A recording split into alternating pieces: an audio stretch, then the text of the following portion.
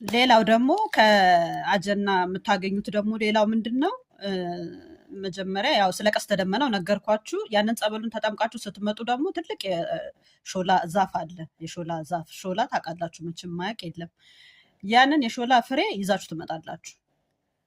ምንም መካን ከድሮ ጀምሮ ያልወለደች ወልዳ ያቋረጠች በምንም ምክንያት መውለድ የማይችል ሰው ያንን ሾላ በልቶ ያልወለደ የለም። እኔ ያኔ እንደ ቀልድ ነው ይዞ የመጣሁት ያንን የሾላ። እኔ መውለድ እችላለሁ ችግር የለብኝም፣ ግን እስቲ ቆይ የማይወልዱ ሰዎች አሉ ብዬ ያንን የሾላ ፍሬ ይዞ መጣውና አንድ ሙስሊም ነበረች ጎረቤታችን፣ አንዷ ደግሞ ክርስቲያን ናት እና ባሏ በአለመውለድ ምክንያት ማርያምን ሊፈታ እኔ አልፈልግም፣ በቃ ልጅ ከመውለድ የማትችል ከሆነ እኔ አልፈልግም፣ 7 ዓመት ሆኖናል፣ ከዚህ በኋላ እኔ መታገስ አልችልም አለ።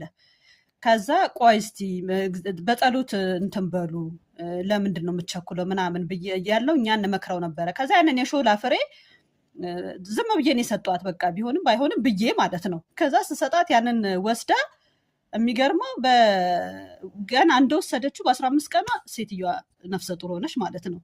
እና ምንም ማንም አለመውለድ የማይችል ሰው ያንን የሾላውን ፍሬ በልቶ ይወልዳል። በእውነት እመኑኝ፣ በቃ ትክክለኛ ነገር ነው። ይህን የምነግራችሁ ለማታውቁት፣ የማታውቁት ሁላችሁም ታውቁታላችሁ፣ የምታውቁት የማታውቁትን ነው አሁን እየነገርኩ ያለሁትኝ። እና ያንን የሾላ ፍሬ በልተው ብዙዎቹ በልጅ ተባርከዋል ማለት ነው። እና የሾላ ፍሬውም ቃል ኪዳን አለው። ያንንም ታገኛላችሁ ማለት ነው ከቦታው። የጻድቃኔም ጸበሏ ቦታዋ ስትገቡ ገና ከጣር ማበር ከሚባለው ስትዞሩ ጀምሮ ረሃብ የሚባል የለም፣ ጥም የለም፣ ምን የለም። የቦታው ቃል ኪዳን ነው። አይረባችሁም፣ አይጠማችሁም። ጠዋት ምንም ሳትበሉ ጾም ሆናችሁ እስከ ማታ ምንም ሳትበሉ የረሃብ ስሜት የለም። ያ የቦታው ቃል ኪዳን ነው እና የሚገርም ገዳም ነው። የማታውቁት ሄዳችሁ በዚህ ሁሉ በረከት ተባርካችሁ እንድትመጡ ጋብዛችኋለሁ እላችኋለሁ። እና በተለይ የሾላውን ፍሬ ተጠቀሙት።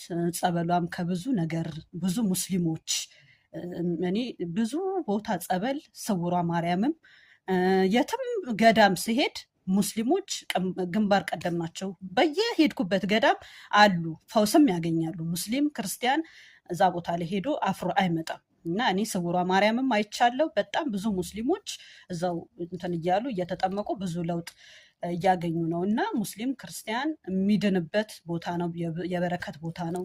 እና ብዙ ነገር ታገኙበት አላችሁ። ቦታውን ሄዳችሁ የማታውቁ ሰዎች እዩት። እና እንግዲህ ያው ሌላም ስለ ሌላም ገዳማት ወደፊት የምነግራችሁ ብዙ ገዳማት እየሄድኩባቸው አሉ። አሁንም ደግሞ ወደፊት እየሄድኩ እየቀረጽኩ ራሱን